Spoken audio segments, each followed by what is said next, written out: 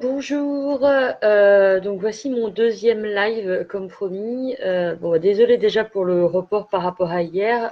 Quand je l'avais planifié, normalement je ne devais pas voir ma fille, mais finalement il y a eu un petit changement de programme qui fait qu'elle était avec moi hier et je savais d'expérience qu'elle serait trop curieuse pour me laisser faire le live tranquillement, donc je préférais attendre qu'elle soit retournée chez son père pour pouvoir vous retrouver tranquillement et dans le calme. Donc voilà, je vais attendre de voir si quelques-uns me rejoignent. Bon, aussi, je sais qu'on est dimanche, donc peut-être que vous regardez plus en replay, mais je vais attendre quand même un petit peu au cas où. Euh, je vais commencer en attendant par vous expliquer un peu comment j'en suis venue au massage, parce que voilà, les massages, c'est une grande histoire chez moi. En fait, déjà, quand j'étais toute petite, enfin toute petite, on va dire une dizaine d'années de mémoire, quand on faisait des longs voyages en voiture, je massais systématiquement ma mère à travers le dossier du siège passager, parce que j'étais placée derrière elle dans la voiture. Et c'est vrai que j'ai toujours aimé masser. À tel point que quand j'étais un peu plus âgée, on m'avait même suggéré d'apprendre à faire des massages pour en faire mon métier. Après, je ne me voyais pas faire que ça. Mais il se trouve que dans ma formation de coach, enfin praticien euphonique, énergéticien ou coach bien-être, j'ai eu une initiation d'abord au massage Hakim, qui est un massage énergétique dont je vais vous parler plus en détail après. Et, euh, et j'ai beaucoup apprécié ce massage parce que contrairement au massage classique, même si j'ai pas été formée au massage classique, hein, soyons clairs, j'ai juste massé instinctivement, on va dire jusque-là. Mais voilà, je voulais pas en faire mon métier parce que je trouvais que même si j'appréciais masser les gens, je fatiguais assez rapidement et faire ça toute la journée, ça me parlait pas objectivement, même si voilà, je trouve que c'est un très beau métier, hein, mais ça ne me convenait pas personnellement. Mais comme les massages que je propose sont des massages énergétiques, l'énergie circule dans les deux sens. Donc du coup, autant on va apporter de l'énergie à la personne qui est massée, autant en tant que masseur, on va aussi en avoir. Bon, après, il ne faut pas en faire plus de deux, maximum trois par jour. Et ça, je vous en parlais tout à l'heure, j'ai pu le vérifier. Au bout d'un moment, ça fatigue plus qu'autre chose. Mais voilà, ça peut apporter du bien autant aux massés qu'aux masseurs. Donc, pour ça, c'est des massages que j'apprécie beaucoup. Bon, je pense que comme c'est dimanche, vous n'allez pas venir me voir tout de suite, peut-être plus tard, mais voilà, vous verrez plus en replay. Donc, je vais commencer. Donc, comme je l'ai déjà expliqué dans le premier live, la plupart des méthodes que j'utilise sont issues d'une médecine traditionnelle qu'on appelle la médecine des derviches Hakim. Hakim voulant dire guérisseur en derviche. Il vivait il y a plus de 6000 ans avant notre ère et la médecine est proche de la médecine chinoise dans le sens où ce sont les mêmes principes. Ce sont juste évidemment les termes qui changent puisque eux étaient plus situés du côté de l'Afghanistan. Donc évidemment, ce n'est pas la même langue. Euh, donc, je propose différents types de massages énergétiques, tous issus de cette médecine. Le premier qui m'a beaucoup plu et que j'avoue que j'utilise dans plusieurs cas particuliers est le massage Hakim du dos. Il est appelé massage Hakim parce qu'il est vraiment pratiqué tel que les derviches le pratiquaient à l'époque. Donc, c'est un massage ancestral. Et ensuite, c'est également un massage thérapeutique. C'est pour ça qu'il est très intéressant. Il est appelé massage du dos parce qu'on travaille essentiellement sur le dos, on fait toute la colonne vertébrale de la nuque jusqu'au coccyx. Ceci dit, que ce soit la tête, les bras ou les jambes, tout est raccroché au dos. Donc, s'il y a un blocage énergétique quelque part, il sera traité par le massage. Donc, c'est vraiment, à mon sens, le massage le plus complet dans ce que je propose. Ensuite, il a différentes fonctions. La première, c'est qu'il va permettre de redonner de l'énergie à une personne qui va être fatiguée. Comme on travaille essentiellement, on va dire, sur toute la colonne vertébrale, il va également permettre de remettre en place toutes les petites subluxations qu'on peut se faire au niveau des vertèbres qui, à long terme, peuvent causer des douleurs. Donc, il est également très intéressant en préventif. Il va également permettre, en fait, on utilise, excusez-moi, on utilise une huile spécifique pour ce massage qui est l'huile de millepertuis, qui est la seule qui aura la capacité de réhydrater les disques intervertébraux. Alors, les disques intervertébraux, qu'est-ce que c'est? Ce sont ces petits coussinets élastiques, si je puis dire, qui se situent entre chaque vertèbre, qui, en prenant de l'âge, malheureusement, ont tendance à se déshydrater et qui fait que, en vieillissant, on a tendance à se raidir au niveau de la colonne vertébrale. Et le fait de les réhydrater régulièrement, on va dire, via ce massage, va permettre de garder de la souplesse au niveau de la colonne. Après, j'ai d'autres choses que je propose pour permettre de garder de la souplesse, mais déjà, le massage Hakim peut être très intéressant à ce niveau-là également.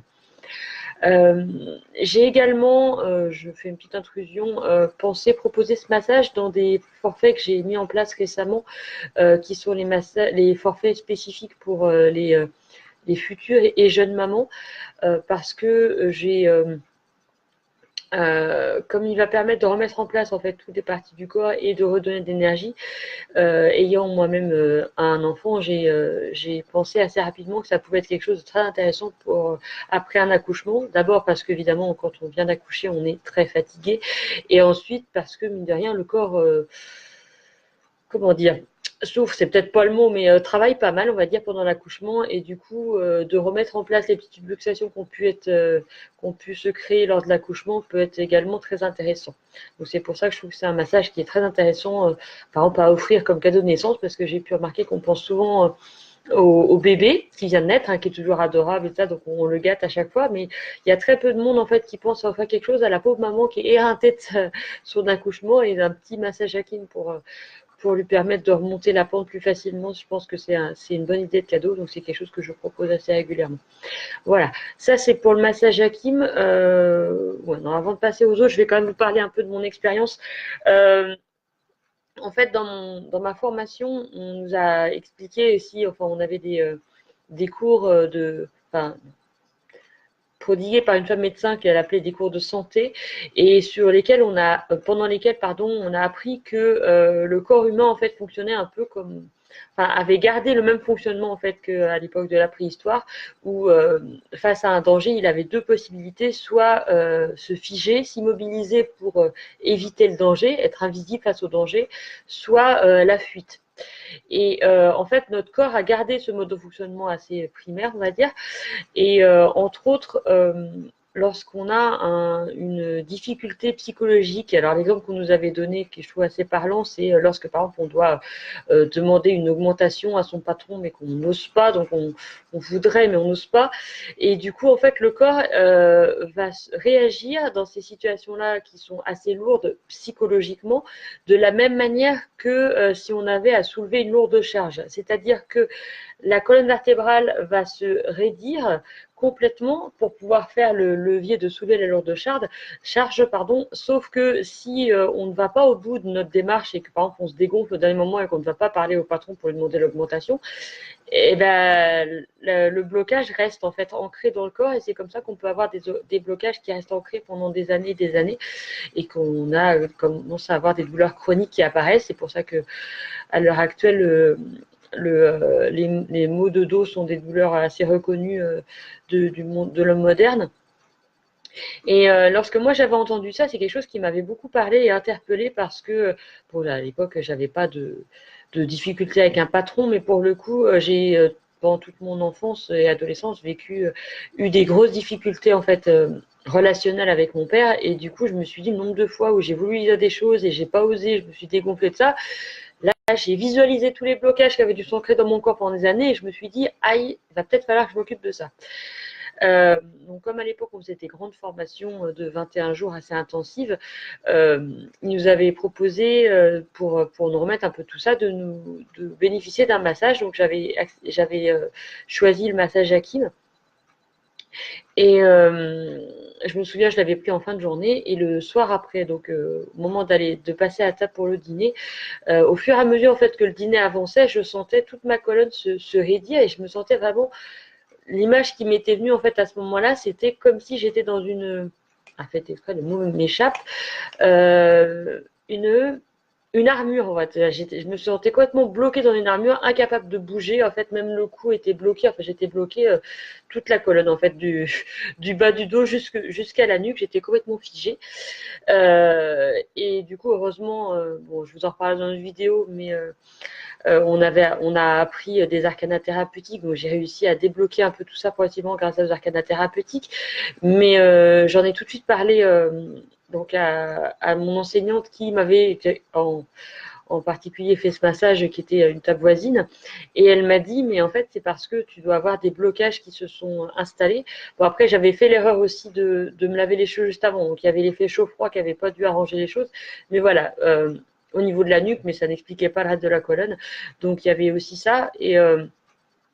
Et du coup, voilà, au bout de 2 jours, j'avais plus rien. Donc ça montrait bien que c'était pas quelque chose de physiologique, mais bien d'énergétique. Que ça avait réveillé un blocage qui était, enfin des blocages, parce que toute la colonne, à mon avis, il n'y en a pas qu'un seul, des blocages dans toute la colonne vertébrale qui avait besoin de sortir. Et du coup, c'est pour ça que je m'étais retrouvée bloquée comme ça pendant une journée et demie, on va dire. 2 jours, c'était un peu long, mais une journée et demie de mémoire où j'étais pas mal bloquée. Bon, même si ça se débloquait progressivement, mais ça a mis bien une journée et demie pour se soulager complètement. Et depuis, je n'ai plus jamais eu de douleur de dos. Donc, ça explique bien que il y avait vraiment un blocage qui avait besoin d'être levé à ce niveau-là.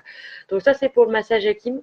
Je m'y suis attardée un peu dessus parce que c'est vraiment, à mon sens, le plus important à faire, puisque, encore une fois, c'est celui qui est thérapeutique, les autres étant plus, même s'ils ont une action énergétique, plus des massages de détente et de relaxation. Le deuxième massage qui est également intéressant, c'est c'est le massage éclat du visage. C'est comme ça que je l'ai rebaptisé sur ma plaquette. En fait, ce massage-là, déjà, il n'est pas thérapeutique. C'est pour ça qu'on ne l'appelle pas Hakim, contrairement à celui du dos. Ensuite, c'est plus un massage détente et relaxation, mais il aura quand même des actions énergétiques intéressantes également. Alors, je précise d'abord que même si c'est un massage du visage, on ne se limite pas au visage en fait. C'est le buste jusqu'aux épaules.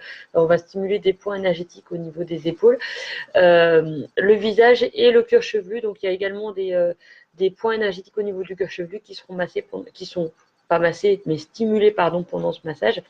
Donc, c'est également un massage qui est très agréable. J'ai même eu il y a quelques années le retour d'une cliente qui me disait que elle méditait depuis plusieurs années parce que elle essayait en vain de déconnecter en fait avec son mental qui tournait toujours en boucle et elle réfléchissait toujours à plein de choses et elle n'arrivait pas à lâcher le mental. Et, euh, et la première fois que je lui ai fait ce massage-là, elle a été très surprise et elle m'a dit que pour la première fois de sa vie, elle avait réussi à lâcher le mental. Donc, je trouvais que c'était une information également intéressante à vous communiquer. Ensuite, les autres massages que je propose sont les massages des mains et des pieds. Même si j'avoue que ceux-ci, je les fais moins souvent, mais voilà, ils sont également intéressants. Alors déjà, ceux-ci, ils se décomposent en 2 étapes. En fait, il y a 2 massages en un, si je puis dire. Le premier qui s'appelle le massage Nafa des mains ou des pieds, puisqu'on peut faire l'un ou l'autre, qui va être avec une huile. Et pour le coup, on va vraiment voilà, masser le bras. Et par exemple, si je parle de la main, on va faire donc la main, mais jusqu'à l'avant-bras. Donc voilà, c'est pas que la main, c'est jusqu'au coude en fait. Et où on va stimuler également des lignes énergétiques et qui va être très intéressant également. Et de la même chose pour le pied, en fait, ça, bah, là, je vais pas vous montrer mon pied, hein, mais ça va être le pied monté jusqu'au genou à peu près, et on va également masser et stimuler différentes lignes énergétiques. La deuxième partie, c'est le massage Unani qui va plus s'apparenter à de la réflexologie, pardon, où on va stimuler des points spécifiques avec des pressions sur une respiration spécifique. Alors, quand je dis pression, c'est très doux, hein, c'est pas du tout douloureux en soi. Enfin non, il faut que je corrige. Normalement, ce n'est pas douloureux en soi, c'est-à-dire que s'il y a un point où la personne sent, alors c'est pas à hurler non plus, hein, mais qui va être un peu plus sensible, on va dire, là, ça indique qu'il y a un blocage énergétique. Et donc, du coup, souvent, je conseille à la personne après de repérer le point et de ne pas hésiter à se le masser, par exemple, le soir avant de se coucher pour essayer de lever le blocage parce que normalement, si vraiment il y a un gros blocage, le fait de stimuler par le massage ne sera peut-être pas suffisant, donc ça peut être bien de continuer à le masser chez soi par la suite. Voilà. Je précise que, parce que ça m'avait été demandé à un moment, on ne peut pas associer deux massages. Par exemple, je ne peux pas vous faire un massage du dos et après un massage du visage dans la foulée. Dans le sens où on va quand même, comme c'est des massages énergétiques, on va stimuler les énergies et du coup, il faut laisser le travail se faire par la suite et pas relancer l'énergie à un autre endroit.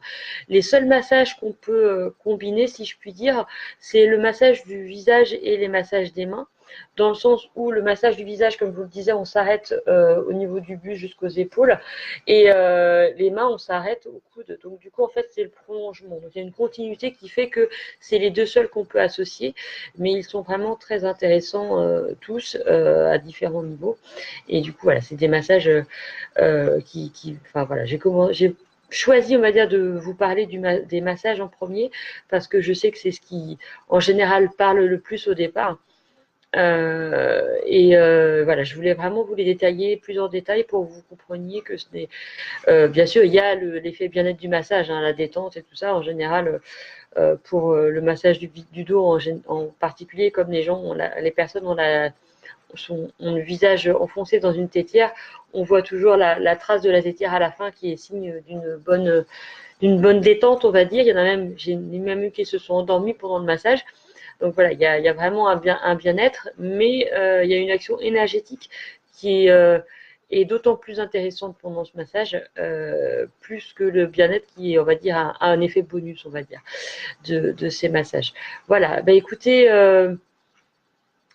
je ne sais pas quoi vous dire de plus. Voilà, comme il n'y a personne, j'ai pas de questions à répondre, donc c'est un peu dommage. Bon, c'est de ma faute. J'essaierai de caler plus sur des créneaux où vous serez plus disponible la prochaine fois. En tout cas, n'hésitez pas. Je vous ai mis un petit sondage parce que j'ai vu tout à l'heure qu'il y avait possibilité maintenant de mettre des sondages en plus du direct. Je vous ai mis un petit sondage sur différentes possibilités de choix en fait pour mes prochains lives. Au départ, j'avais pensé vous parler peut-être du SEA ou des méthodes psychocorporelles, mais j'ai une amie que je suis qui parlait de Cindy, si tu passes par là, c'est à toi que je fais allusion, qui parlait d'énergie positive et tout ça récemment. Et en voyant son dernier live, j'ai pensé à un cours que j'avais eu qui avait été très intéressant pendant ma formation sur ce qu'on appelle les petits mois en fait, pour justement pas être dans les émotions négatives. Et voilà, bon, il faudrait que je remette un peu de temps pour vous expliquer ça de manière plus claire et carrée, on va dire. Mais voilà, je me suis dit que ça pouvait vous intéresser également. Donc, je vous laisse ces trois possibilités-là. Et puis, suivant le thème qui sera le plus plébiscité, on va dire, je ferai mon live en fonction. Donc, n'hésitez pas à voter et à me donner vos commentaires en post, voilà, pour des améliorations ou des questions éventuelles ou autres. Voilà, je suis ouverte à toutes vos questions. Voilà, bon écoutez, je vous souhaite un bon dimanche. Profitez bien de cette journée. Et puis je vous dis à très bientôt. Au revoir.